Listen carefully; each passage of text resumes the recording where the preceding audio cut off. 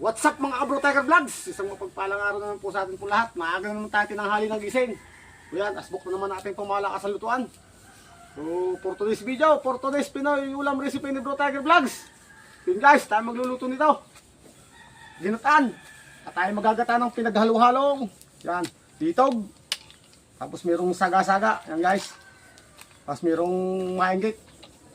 Kung tawagin dito sa amin, o kalantigas. Mas meron tayo dito yung banal na tinatawag din sa amin. So paki-comment nyo lang kung anong klaseng crabs ito sa inyo.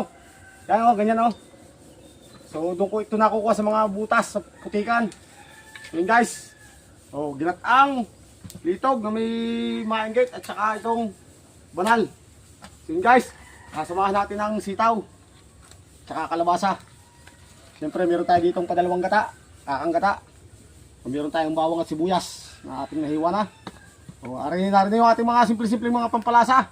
Meron tayo dito magic sarap-sarap. O, alagyan natin yun ng kaunting asin. Meron din tayo dito kaunting asukal. At kaunting paminta na dito sa puntenga. Gagamit tayo ng shrimp cubes mga idol. Para dito sa ating ginatang pinagsama-sama ng banal, maenggit at saka litog. So yun guys, meron tayo dito. Gagamit tayo ng kaunting suka. So yun guys, dahil asbok na itong ating pang malakas sa lutuan. So tayo magluluto na. Let's go!